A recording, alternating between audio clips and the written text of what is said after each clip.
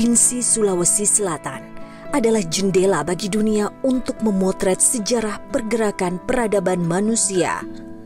Sejak berpuluh tahun lalu, mulai dari zaman batu, di mana aktivitas kehidupan didokumentasikan dalam coretan di gua-gua yang terhampar indah di Kabupaten Maros dan Pangkep. Peradaban selalu mengalami kemajuan. Dari zaman batu, kemudian mengenal kehidupan bercocok tanam. Tak berhenti, kemudian dilengkapi kesejahteraannya oleh para pelaut ulung dan menjadi kian kaya dengan rempah-rempah yang menjadi primadona bangsa Eropa. Sulawesi Selatan merupakan daerah dengan potensi ekonomi tinggi karena posisi geografisnya yang strategis, ditopang oleh sumber daya alam, baik laut, darat, dan jasa. Namun, dalam perjalanannya, potensi ekonomi tinggi ini menjadikannya rawan pergolakan, kompetisi tinggi, dan situasi politik yang aktif. Karenanya, Kepala Kepolisian Daerah Sulawesi Selatan Irjen Pol Merdisyah menyebut, pendekatan sosial budaya menjadi penting untuk memastikan keberlangsungan keamanan dan ketertiban masyarakat.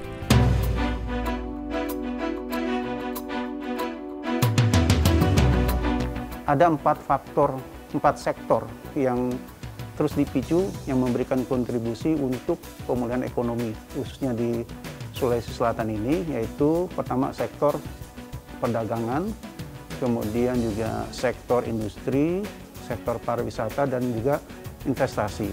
Ini tentunya juga didukung, selain daripada 4 sektor tersebut, didukung dengan situasi kondisi Kamtipmas yang relatif dalam situasi yang cukup dinamis dan aman kondusif. Semua ini juga tidak terlepas dari karakteristik masyarakat Sulawesi Selatan itu sendiri.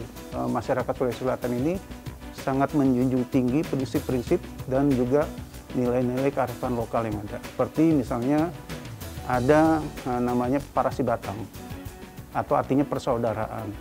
Sipakat tahu, sipaka inge, sipaka lebih. 3 hal itu yang sebenarnya sangat dipegang erat oleh masyarakat Sulawesi Selatan. Seperti sipakat tahu, sikap saling menghormati. Ini yang dimiliki oleh budaya yang sudah lama dan menjadi pegangan dari seluruh masyarakat. Artinya satu sama lain itu sebenarnya masyarakat Sulawesi Selatan saling menghormati. Kemudian sipaka inge itu saling mengingatkan. Itu budaya saling mengingatkan itu sangat melekat. Dan juga ada sipaka lebih. Sipaka lebih itu saling memuliakan. Artinya yang muda sangat memuliakan yang tua juga sangat menghargai juga yang muda, apalagi antara sesama. Nah, dan yang paling penting satu, masyarakat Sulawesi Selatan itu punya rasa yang kuat terhadap kita sebut sirina pace. Sirina pace itu adalah sikap yang sangat memegang teguh rasa malu. Makanya menjunjung tinggi rasa malu. Makanya saya sampaikan kepada anggota, kalau kau tidak mau dipermalukan dirimu, jangan kau mempermalukan orang lain. Irjen Pol Merdisyah menyebutkan kondisi Kamtipmas di Polda Sulawesi Selatan terkendali. Hal tersebut tak lepas dari peran para anggotanya di wilayah, dibantu arahannya yang mampu meraih kepercayaan masyarakat agar bisa beriringan, bersinergi bersama, menjaga suasana kondusif dan stabil. Di Makassar misalnya, ibu kota provinsi yang juga pusat bisnis dan pemerintahan bagi Provinsi Sulawesi Selatan ini, kehidupan masyarakatnya penuh dinamika. Perlu pemimpin daerah yang mampu menerjemahkan kebutuhan masyarakatnya hingga tidak timbul pergolakan yang membahayakan kelangsungan hidup sehari-hari. Kota Makassar ini merupakan barometer atau etalase Provinsi Sulawesi Selatan.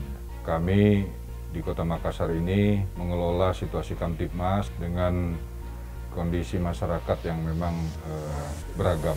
Beberapa kasus-kasus yang memang terus berulang karena karakter tadi seperti misalnya terjadi tawuran, kemudian ada ulah oknum geng motor. Ya. Nah, ini terus kita kelola dengan kita mengajak seluruh tokoh-tokoh sentral yang ada di wilayah ya, tokoh masyarakatnya, tokoh agama, alim ulama, termasuk tokoh-tokoh pemuda untuk kita terus membangun kesadaran masyarakat ini agar tidak melakukan perbuatan-perbuatan yang melawan hukum. Di samping kita melakukan tugas-tugas rutin kepolisian ya, dalam rangka kita mengelola situasi Kamtibmas, kita juga memberikan sentuhan-sentuhan ya, ke masyarakat. Dan ini selama kami menjabat memang kami dorong seluruh unsur-unsur Polsek terutama sebagai leading sektor atau sebagai ujung tombak dalam rangka kita mengatasi permasalahan-permasalahan ya, bagaimana Polsek lebih kita kedepankan dia sebagai problem solver ya dalam mengatasi permasalahan-permasalahan yang ada di masyarakat.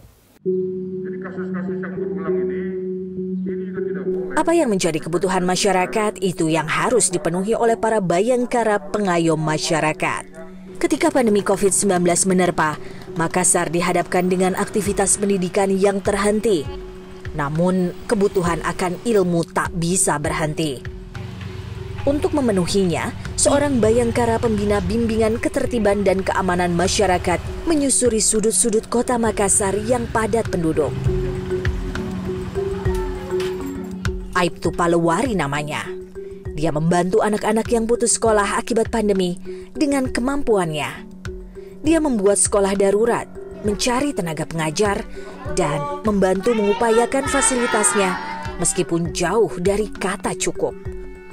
Ada yang di tengah pemukiman padat, ada pula yang di pinggir lahan pekuburan.